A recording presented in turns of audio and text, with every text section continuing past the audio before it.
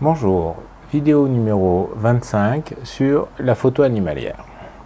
Alors, en préambule, la photo animalière, je pratique très peu. Je pratique 1 à 2 fois par an lors du Brame du Cerf en allant à l'espace Rambouillet, qui est en région parisienne, qui est un parc animalier dans lequel on va trouver des cerfs, des daims, des chevreuils et des sangliers, avec une surdensité phénoménale, ce qui fait que grosso modo, si vous allez là-bas et que vous ne réussissez pas à photographier un cerf, soit vous puez vraiment beaucoup, soit vous faites vraiment trop de bruit parce que vous n'êtes pas doué, parce qu'il y a une telle densité de population qu'on en voit. Voilà. Personnellement, je pars du principe que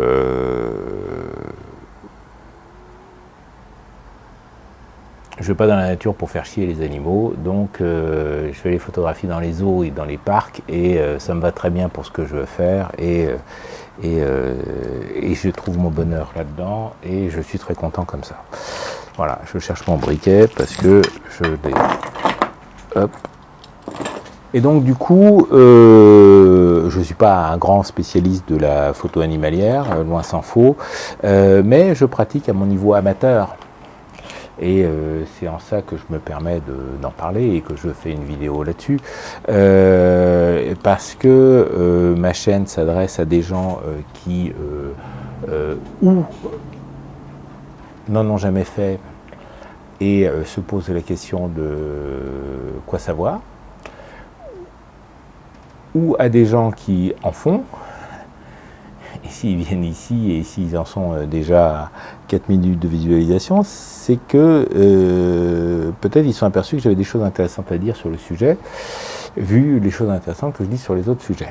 Voilà. Donc, je ne prétends pas, je ne suis pas un expert qui pratique. Je me suis posé la question et les réponses auxquelles je suis arrivé m'ont permis de comprendre que la photo animalière n'était pas pour moi. Le premier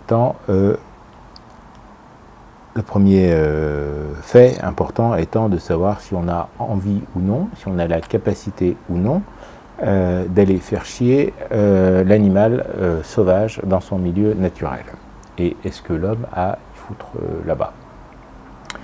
C'est important, ce point de vue philosophique, et j'en prends à décence ce truc, de savoir si on a le droit, le temps et les moyens d'aller dans le milieu naturel.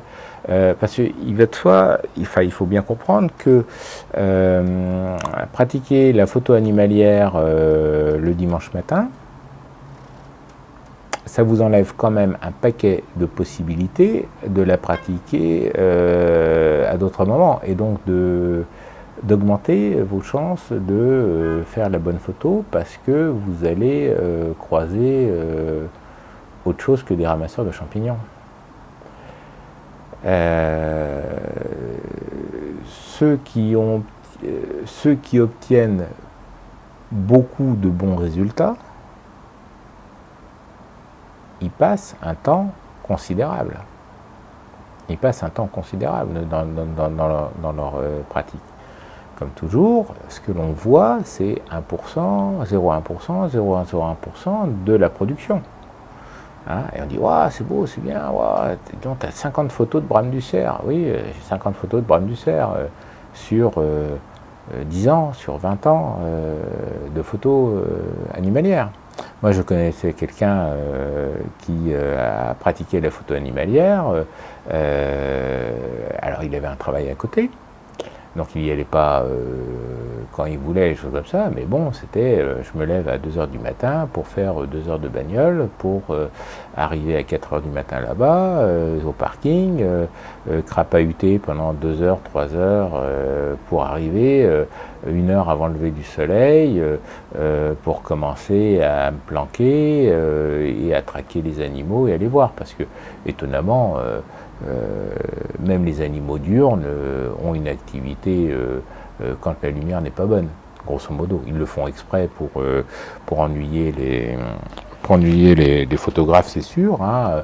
Le cerf sort quand le soleil est couché. Voilà. Donc vous avez plus de lumière, et puis profitez de l'instant présent. À la limite, avant d'acheter un équipement pour faire de la photo animalière, achetez-vous une belle paire de jumelles, correcte pour la chasse photo, qui sont pas forcément très très chères, hein, parce que il faut un peu de grandissement, hein, il faut un grandissement de 8 à 12 fois. Voilà, 8 à 12 fois, 12 fois c'est le mieux, mais avoir une stabilité de pointer à 12 fois, il faut arrêter le café, hein, c'est sûr. Et puis des objectifs entre 30 et 40 mm, 50 éventuellement, mais 50 c'est bien lourd. Mais voilà, donc des jumelles relativement simples, pas des jumelles à zoom, hein, des jumelles sérieuses. Voilà, et puis à la limite, allez vous balader pendant un an, donnez-vous un an de réflexion en disant voilà, j'achète une paire de jumelles, je vais faire de la photo animalière, bon très bien, tiens voilà une paire de jumelles, et puis on en discute dans un an. Et puis si au bout d'un an, ah ouais super, j'y allais le dimanche matin, j'y allais le dimanche soir, j'y allais le samedi matin, j'y allais le samedi soir, j'y allais des fois en semaine, la nuit, le soir, dans les périodes d'été, des trucs comme ça. Au printemps, j'ai vu la naissance des faons, j'ai vu le brame, j'ai vu la chute des bois, j'ai des trucs comme ça. Ouais, ah, bien. Finalement, en 365 jours, tu y as été une centaine de fois, quoi. Bon, bien, respect, ouais, vas-y, c'est bon, tu peux continuer. Au bout d'un an, oh, je suis sorti 2 fois, ça m'a gonflé, je suis revenu crotter, hein, j'ai rien vu, des trucs comme ça. Et ben, c'est la photo animalière, c'est pas pour toi, hein. Achète des magazines, achète des bouquins, et achète des tirages pour ceux qui essayent, qui produisent, au lieu d'acheter un objectif. Voilà. Donc, c'est pour ça que je fais un préambule assez long, parce que c'est une technique où vous ne maîtrisez pas tout, comme la photo de rue d'ailleurs, et où surtout vous ne maîtrisez pas le sujet. Le sujet, vous pouvez aller dans des bois où il y a des cerfs sans jamais en voir. Voilà, et puis des fois vous allez être sur l'autoroute en pleine nuit, et puis vous allez en retrouver un dans les phares, et là vous n'allez pas être content. Mais voilà. Et encore, quand je parle du cerf, c'est parce que c'est un animal grand, repérable, qu'on peut voir de loin, dont on peut se satisfaire. Mais si vous commencez à chasser le vison, la martre, les petits animaux, des choses comme ça, le renard, on en voit, mais c'est pas évident à traquer, c'est un animal relativement craintif. Si vous voulez photographier des taupes, hein, baladez-vous sur les forums de photos animalières, des photos de taupes, on n'en voit pas beaucoup, hein. Bon, enfin, vous voyez ce que je veux dire. Donc, plus votre animal va être bizarre, va être rare sur les forums, plus il est peut-être difficile à photographier, hein. Si vous voulez photographier de la vache ou du cheval, ça, c'est relativement facile. Mais si vous voulez photographier certains animaux, c'est pas évident. Donc, le premier jalon du succès, ça va être le temps que vous allez pouvoir y passer. Voilà. La photo animalière, comme la photo de rue, comme beaucoup de choses, repose sur la multiplicité des occasions de faire des photos, et le succès repose sur la multiplicité des possibilités de photos, et donc il faut multiplier les possibilités de faire des photos pour espérer en avoir de temps en temps une bonne. Bien sûr, la connaissance des habitudes des animaux que vous voulez photographier est primordiale. C'est quelque chose que l'on verra aussi dans la photo de sport qui sera la vidéo suivante. Voilà, c'est totalement indispensable. Il faut connaître le sujet que vous allez photographier. ce que je veux dire. En photo de rue, on peut aller photographier la Gay Pride sans être au courant de tous les us et coutumes et codes vestimentaires, comportementaux des personnes que vous photographiez. De même que on peut aller photographier un défilé militaire, parce que c'est bientôt le 14 juillet, sans connaître tous les grades et des choses comme ça. Là, ça c'est pas grave. Et puis de temps en temps, il y a quelqu'un qui vous dit: ah, dis donc, tu as vu, tu as réussi à photographier un colonel tacheté 3e fourragère, c'est plutôt rare. Voilà, et puis on apprend comme ça aussi, hein. On n'est pas forcément obligé de connaître son sujet par cœur. Dans la photo animalière, là, il faut savoir, il faut être blindé sur les us et coutumes de son animal. Ne serait-ce que ça, parce qu'il y a des problèmes de sécurité. Hein. Faut pas aller s'amuser à aller faire un portrait en gros plan d'une femelle sanglier qu'on appelle la laie quand il y a les petits à côté, parce que c'est un coup à se faire charger par l'animal en question, et c'est petit, c'est pas gros, mais c'est compact et dense, et ça fait dans les 50-60 kilos, 70 kilos, peut-être 80 kilos. Donc ça fait quasiment votre poids, ça court 2 à 3 fois plus vite que vous, ça a des dents acérées, et le contact violent n'est jamais sans conséquence. Voilà. Et alors je ne sais pas s'il y a des morts tous les ans par charge de sanglier, mais des gens qui vont se faire recoudre, oui, il y en a tous les ans. Voilà, et des chiens qui sont tués par les sangliers, il y en a tous les ans. Voilà. Donc il faut connaître l'animal que vous voulez photographier pour connaître son biotope, pour connaître ses us et coutumes, et surtout savoir lire dans sa gestuelle, parce que 99% des animaux vont se barrer, et puis il y en a 1% qui se retournent et qui chargent. Hein, voilà. Alors ce qui est évident avec la hyène, avec le lion, avec le buffle en Afrique, n'est pas évident avec un loup, parce que maintenant il y a des loups en France, hein, avec un ours, il y a des ours en France, avec un bête sanglier. Vous voyez ce que je veux dire. Voilà. Donc c'est là où on s'aperçoit qu'on n'est pas forcément l'animal dominant dans le secteur, et qu'en tout cas il faut faire attention. Donc il faut absolument faire un travail d'apprentissage pour connaître son animal. Ça c'est indispensable, voilà. D'une manière générale et d'une manière particulière sur l'animal que l'on veut faire. Hein, voilà. D'une manière générale, parce que je dis, bah moi j'étais parti pour photographier des chevreuils, je me suis fait attaquer par un cerf. Le cerf, je comptais attaquer ça le mois suivant. Non, à partir du moment où vous allez dans la nature, vous devez d'être au courant de ce qui s'y passe. Dans les animaux qu'on rencontre à la campagne, il y a aussi les autochtones. L'autochtone peut être très vindicatif, surtout quand il a un fusil de chasse. Et surtout quand il a un fusil de chasse, ce qui arrive très fréquemment, parce que vous partagez le milieu naturel avec des chasseurs. Le chasseur a des droits au moins aussi légitimes que vous d'être là, à cet endroit-là, par rapport à l'animal concerné. Vous voulez en faire une jolie photo, lui, il a un problème de régulation des populations. On peut ne aimer ou ne pas aimer la chasse, mais ils ont un rôle social, d'un point de vue écologique, au niveau de la régulation des populations d'animaux.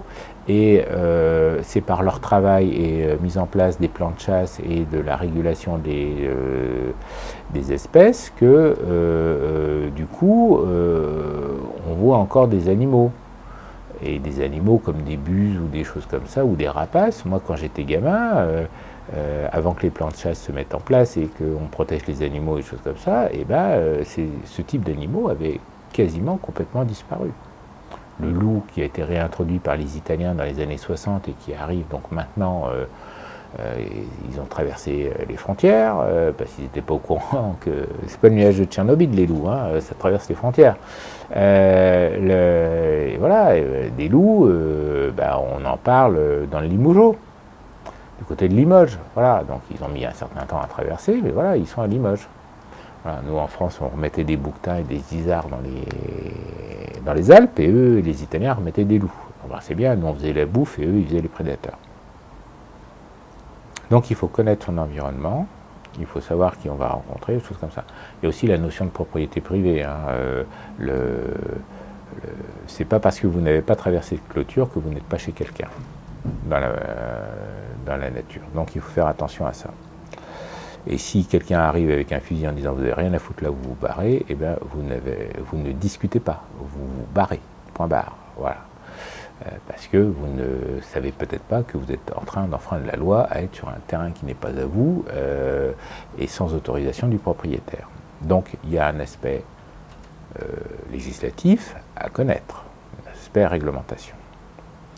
Voilà. Alors, un autre aspect que l'on va pouvoir... Là, on va commencer à... Donc maintenant qu'on a fait les préambules législatifs et les disclaimers et des choses comme ça, la photo animalière, sa vie, son œuvre. Alors, il y a deux façons de faire de la photo animalière. Il y a l'affût et il y a la billebaude. Alors, l'affût, on se met dans un endroit, on se planque, on se camoufle, on arrive très tôt le matin, on repart très tard le soir, on s'installe un petit camping avec un petit siège pour être confortable, on se camoufle du mieux qu'on peut, et ainsi de suite. On met l'appareil photo sur trépied, et puis on espère que le lion va venir boire au point d'eau, que le cerf va sortir dans la clairière, et ainsi de suite. Donc, bien sûr, on ne plante pas son affût n'importe où, on demande aux propriétaires du terrain, qui ont réussi à savoir qui c'est, et puis on va se mettre à un endroit où on a repéré des traces ou des passages et des choses comme ça. Voilà, donc c'est pour ça que ça peut être intéressant. Alors, je dis ça, je ne l'ai jamais fait, hein. Ça peut être intéressant peut-être de demander aux chasseurs du coin. Quelque part, la photo animalière, c'est la chasse avec un appareil photo au lieu d'un fusil. Donc il faut développer les mêmes ruses et les mêmes techniques pour débusquer l'animal, hein, on est d'accord. Donc voilà, il faut faire le pied, ce qu'on appelle faire le pied, c'est-à-dire repérer les passages, les entrées d'animaux dans les fourrés, dans les trucs comme ça. Voilà. Il faut traquer son animal pour savoir où s'installer, il faut connaître son animal. Donc l'affût, c'est on se planque dans un coin, on se camoufle et on attend que ça passe devant, en espérant que ça va passer devant à la bonne distance, des choses comme ça. La billebaude, l'avantage de l'affût, c'est qu'on va pouvoir être un peu plus confortable, on va pouvoir se poser, on va pouvoir avoir un siège, on va pouvoir avoir un trépied, et on va pouvoir aussi utiliser une focale plus longue. Donc le fait d'être planqué dans un endroit, utiliser une focale plus longue, ça va se compenser. La billebaude, on est à pied, hein, voilà, donc éventuellement on peut avoir un monopied. Le monopied, c'est un bâton sur lequel on fixe l'appareil photo et qu'on a devant soi, et ça supporte le poids de l'objectif et du boîtier. Ça ne le maintient en rien. Donc on peut faire des photos bouger avec un monopied. Simplement, on ne porte pas les 4 ou 5 kilos de l'ensemble. Je ferai, ça c'est dans les accessoires, donc c'est une vidéo qui va venir vers la fin de la série. Alors, donc, on est à pied à la billebaude.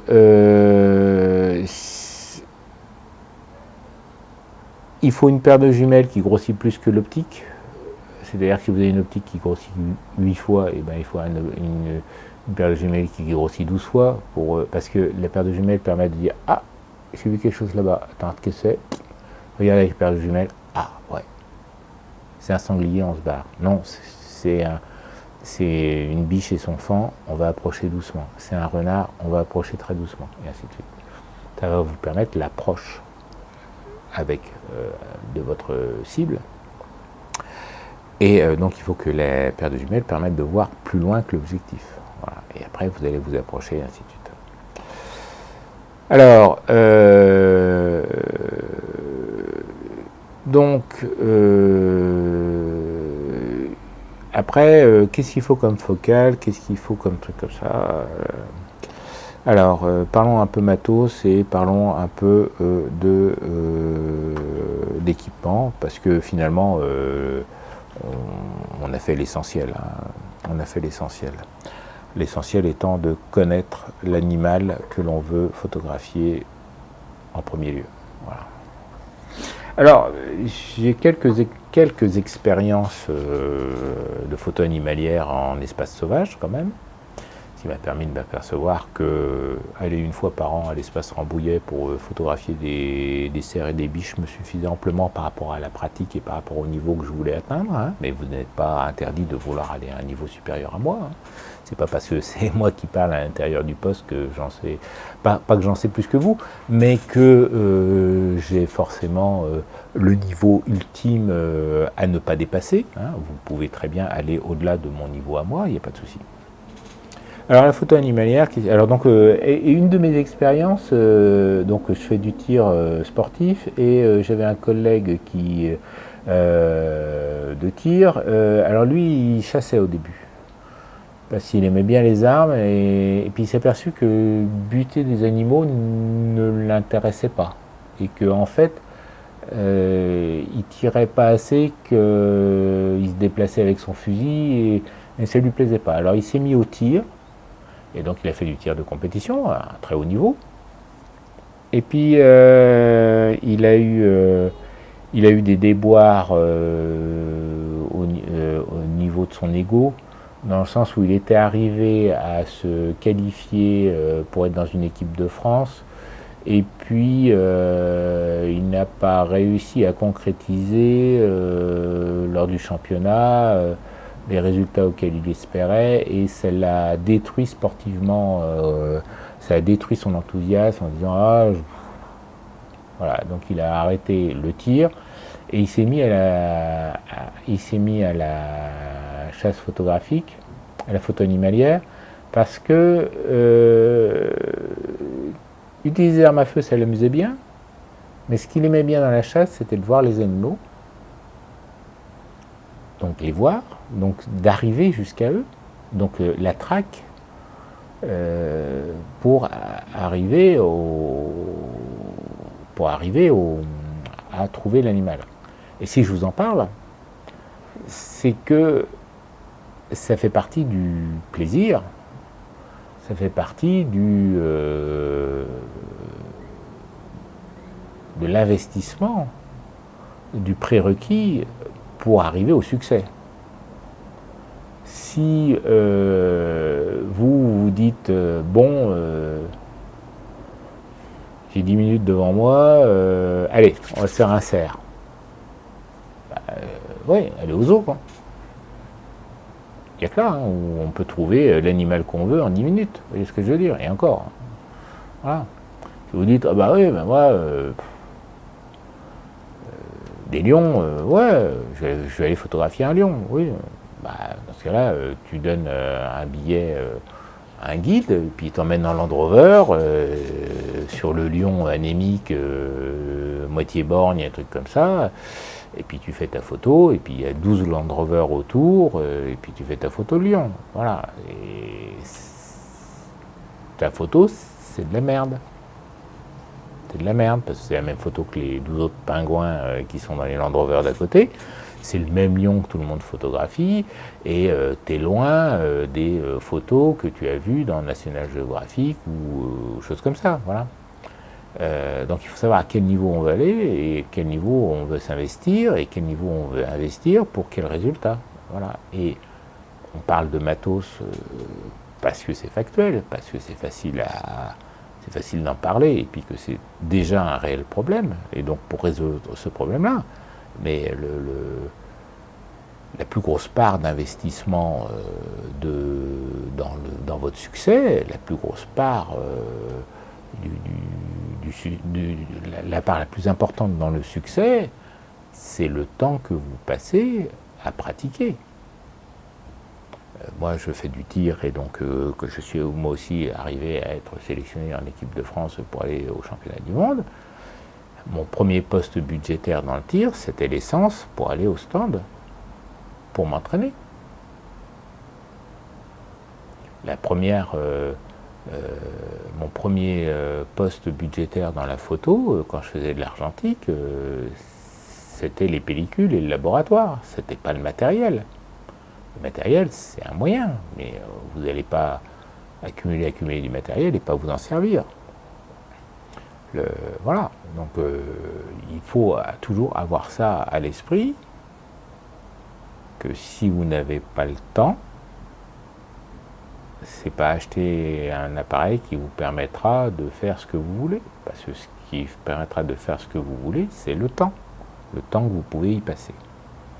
Bon, donc on part d'un a priori que vous habitez à la campagne, que vous avez la campagne à portée de bagnole dans un temps raisonnable, que vous avez une femme, des enfants qui vous laissent pratiquer cette discipline passionnante qui est la photo animalière, et continuons. Donc on peut le faire à l'affût ou en billboard. En billboard, on peut utiliser un monopied. Alors, le monopied, j'en parlerai dans les vidéos sur les accessoires, mais un monopied, c'est pas fait pour mettre l'appareil à hauteur d'yeux. Il faut pouvoir le mettre plus bas que les hauteurs d'yeux et beaucoup plus haut que la hauteur des yeux, parce que en dehors de la photo autour des stades, où là on est au même niveau que le sujet, où effectivement le monopied, il suffit que l'objectif soit à hauteur d'yeux et puis point barre, c'est bon. Vous allez être sur des terrains qui ne sont pas forcément plats, et vous allez photographier des sujets qui ne sont pas forcément à votre hauteur de visée. Donc il faut un monopode qui puisse monter plus haut que votre hauteur d'yeux et plus bas que votre hauteur d'yeux. Donc il faut qu'il y ait un qui se plie raisonnablement pour pouvoir le transporter, qui puisse être utilisé à des longueurs moyennes et à des longueurs très grandes. Je ne l'ai pas avec moi parce que je n'ai pas pensé, j'ai oublié que j'en parlais dans cette vidéo-là, mais moi, mon monopode, je l'ai fabriqué moi-même avec une jambe de Jitsu que j'ai acheté exprès pour, et mon monopode, il doit faire 2,20 m, tout déplié, il doit faire 2,20 m de hauteur, et je fais que 1,80 m, quoi. Donc j'ai les yeux à 1,70 m, donc je dois avoir 30 cm au-dessus pour... parce que ça m'est arrivé, tu es sur un talus et ton monopode, lui, il est sur le talus, mais 20-30 cm plus bas. Et donc, du coup, s'il n'est pas assez grand, tu vois plus. Et si tu es monté sur un talus, c'est qu'il y avait des gens devant. Donc, tu ne peux pas non plus descendre. Moi, mon monopode, si je monte sur un banc, je peux le déplier assez pour avoir mon appareil photo à hauteur d'yeux. Donc, sauf si vous faites 1,50 m, aucun monopode du marché ne convient, point barre, sauf à faire des photos sur le bord des stades. Alors, donc pour la photo animalière, il faut une paire de jumelles qui grossit plus que l'optique afin de repérer le bazar. Il faut de la focale et il faut de la qualité optique. Alors, il faut de la qualité optique si on fait du tirage. Si vous faites de la photo animalière pour mettre sur les forums sur internet, les forums limitent les photos à 800 pixels de large. Vous avez des sites qui s'appellent 500px parce qu'ils limitent carrément à 500 pixels de largeur. Voilà ce que je veux dire, on n'a pas besoin de qualité optique pour ça. Voilà. Et donc, si on prend donc ces deux critères, il faut de la focale et il faut de la qualité optique, on va pouvoir se poser la question quel est le système le mieux adapté pour la photo animalière. Et là, ça devient un peu plus sioux et on va faire donc un peu la synthèse des premières vidéos, notamment la vidéo format résolution. Bien sûr, le format FX 24-36, c'est le pied coco, c'est indispensable, des choses comme ça. Alors si on prend le cas d'un objectif, un 300 de 8, un 300 mm de focale ouvert de 8. Alors pourquoi je dis un 300 de 8? Alors donc mon copain, je reviens sur mon copain qui faisait de la photo animalière, donc il s'était mis à la photo animalière. Et un jour, je le croise, il me présente ses photos animalières. Et le mec, vraiment, il s'investissait, il allait en forêt à 4 heures du matin et ainsi de suite, façon Rambo, pour approcher, et trucs comme ça. Et ces photos étaient vraiment bien du point de vue expression des animaux, des trucs comme ça, et voilà. Et on était à l'époque de l'argentique, et il était en Canon, mais ça on s'en fout. Et il dit, ah, voilà, tac, tac, et là, oui, mais là, tu vois, j'étais au 30e de seconde, un truc comme ça. C'est un mec qui faisait de la photo à main levée avec un 300 au 30e de seconde sans bouger. Ça, c'était les années de tir qui permettent d'obtenir ça. Voilà, amusez-vous à vous mettre avec un tel rapport de vitesse par rapport à la focale et essayer de tenir le 30e de seconde, voire moins, du genre un quart de seconde avec un 40 mm ou un truc comme ça, puis vous allez me dire si la photo est nette.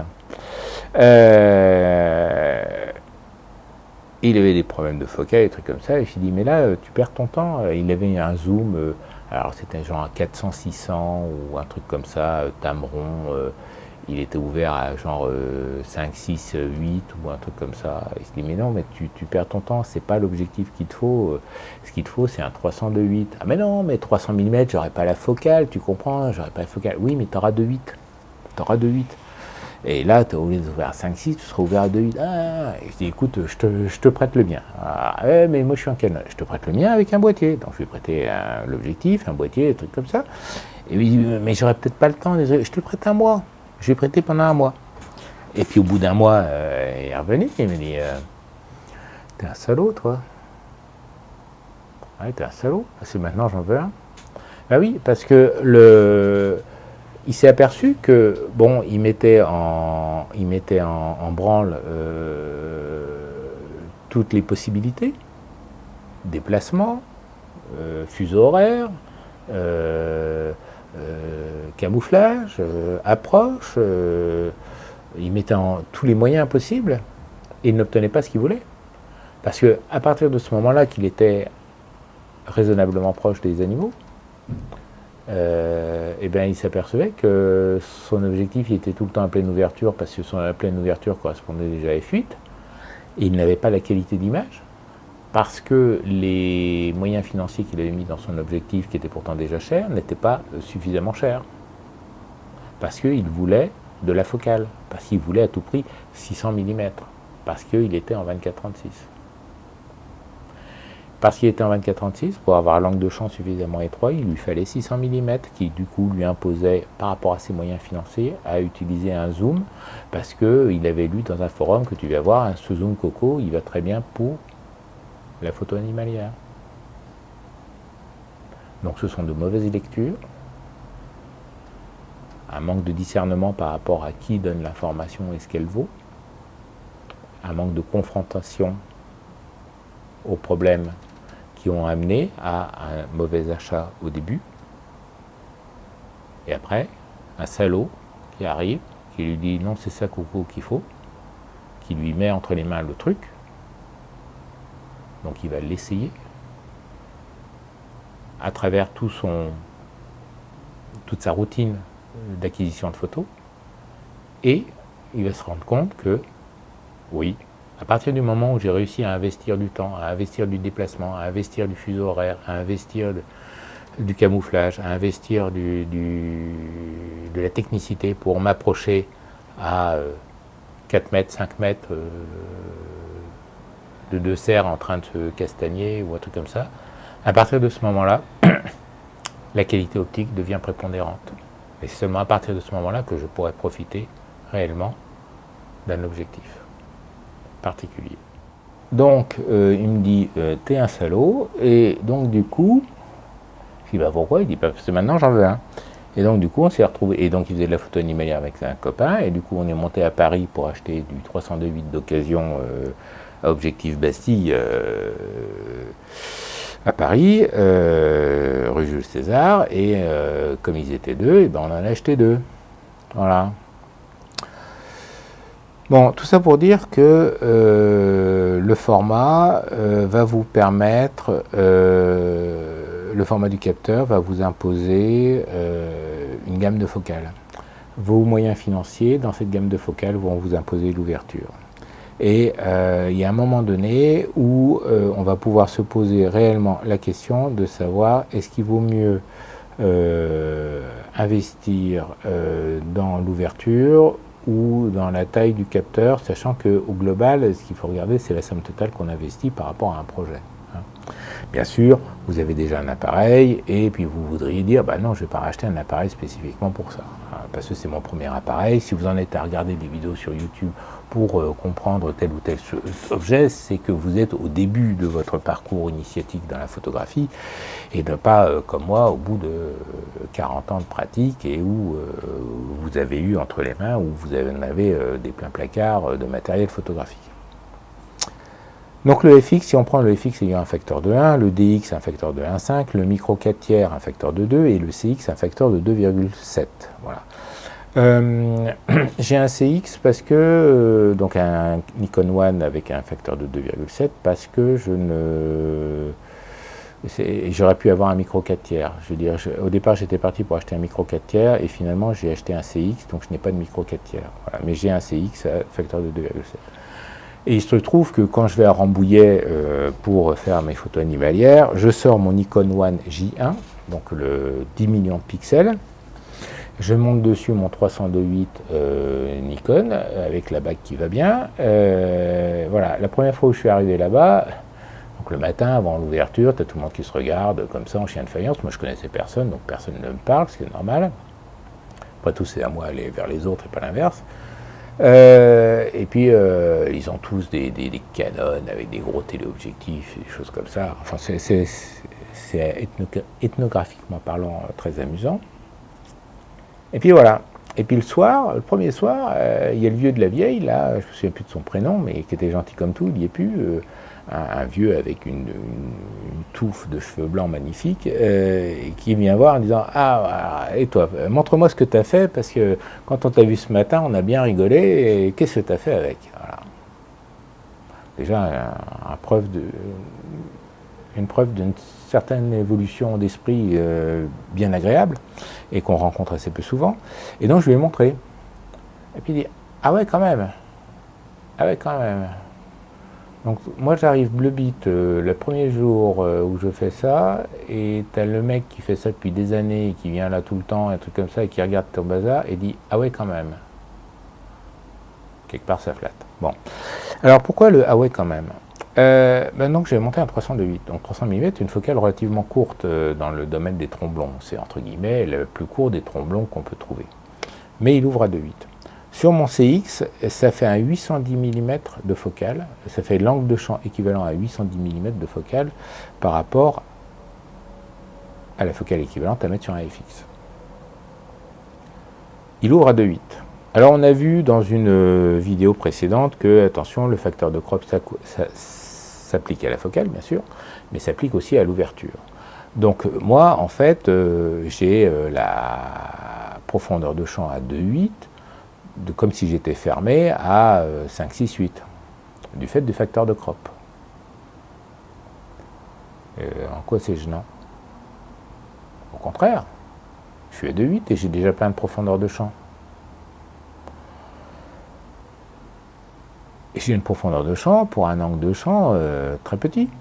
Bah, c'est très bien, parce que du coup, j'ai pas besoin de fermer le diaphragme, je peux rester à 2,8. Parce que mon f de 8, c'est aussi un f de 8 photométrique. Et lui, il n'est pas affecté par le facteur de crop. Donc j'ai bien la même vitesse que sur un FX à f de 8. Je suis à la même vitesse, aux mêmes ISO, aux mêmes ASA. Alors bien sûr, les ISO s'appliquent aussi au facteur de crop. Et j'ai pas la qualité superbe. C'est pour ça que j'utilise le Nikon J1 à 10 millions de pixels pour cet usage-là, et pas mon Nikon J5 qui fait 20 millions de pixels. Parce que les 20 millions de pixels, le pixel est trop petit, et trop petit par rapport à la focale, par rapport à l'objectif particulier que j'ai. J'aurais plus de pognon, j'achèterais un 302.8 plus récent, et qui peut-être me permettrait d'obtenir 20 millions de pixels sur un timbre-poste. Voilà. Donc j'adapte l'usage au matériel que j'ai, parce que le J1, je l'avais déjà avant d'aller à Rambouillet, et avant d'avoir l'idée d'aller à Rambouillet, Et le 302.8, je l'avais déjà avant l'idée d'aller photographier un cerf. Hein. Le 302.8, j'ai dû l'acheter pour photographier Albop. Voilà. Si j'avais eu un DX, j'aurais eu un 450 qui ouvre à 2.8. Si j'avais eu un micro 4 tiers, j'aurais eu un 600 mm qui ouvre à 2.8.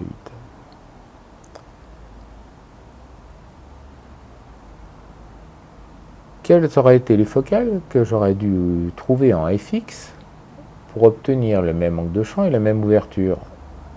Alors si on regarde 450 f2.8 en DX, bon, il y a des 402.8. Il y a des 402.8 en FX. Donc on aurait pu trouver un 402.8 en FX. Mais un 402.8 en FX, ça pèse 6-7 kg contre un 302.8 qui pèse 3 kg. Faut le trimballer. C'est pas le même prix. Les 302.8, ils en ont fabriqué des containers entiers. Les 402.8, un peu moins. C'est une optique 3 à 4 fois plus chère, même d'occasion. Bon. Et on peut aller ainsi de suite, comme ça, en se disant, et si tu mets un multiplicateur 1,4, et si tu mets un multiplicateur x2, et ainsi de suite. Donc j'avais tout un tableau, je vais vous épargner ça, mais voilà. Ce qu'il faut retenir pour la photo animalière, et je vais finir là-dessus, c'est que vous n'investirez jamais assez de temps et d'énergie dans la connaissance du milieu et dans la connaissance du milieu et dans le fait d'aller sur place. Et vous y dépenserez toujours trop dans le matériel par rapport à ce que vous allez pouvoir obtenir. Et je maintiens ça. Et donc, à la limite, si vous êtes parti dans votre processus photographique, dans votre système idéal, et choses comme ça, avec un FX et des choses comme ça, qui va très bien pour beaucoup de sujets. Peut-être que pour la photo animalière, ça vaut le coup d'acheter un DX, voire un capteur plus petit. Parce que l'économie, comme en macro, l'économie que vous ferez du fait de la petite taille de capteur va vous permettre d'aller vers des objectifs plus qualitatifs parce que ils seront moins exceptionnels par la focale ou par l'ouverture, voilà, ou ils seront plus facilement accessibles. Trouver un 302.8 à moins de 1000 € en occasion, ça se fait sans problème. En un mois de temps sur eBay, il y en a 5 ou 6 qui passent, voilà. C'est pas un souci. Après, ce pognon que vous allez gagner sur un objectif plus qualitatif par rapport à un zoom Tamron, alors là aujourd'hui on doit être à 150-600 hein, en possibilité, truc comme ça, que vous allez pouvoir acheter neuf à peu près le même prix, entre 800 et 1200 €. Mais c'est de la merde. Et ça sera toujours de la merde. Parce qu'un zoom, il y a plus de lentilles, parce qu'un zoom, vous allez vous retrouver avec une ouverture fermée, et ainsi de suite. Voilà. Donc il y a toute cette construction de système dans lequel il faut avoir bien conscience en photo animalière, comme en macrophotographie, et qu'il faut creuser profondément avant de commencer à dépenser le moindre copec. Voilà. Donc, comme d'habitude, hein, soyez éco pour essayer de comprendre, optimiser, comme pour la macrophotographie, essayez de comprendre avant, essayez d'optimiser avant d'acheter, pour éviter les mauvaises dépenses. Faites des photos. Au revoir.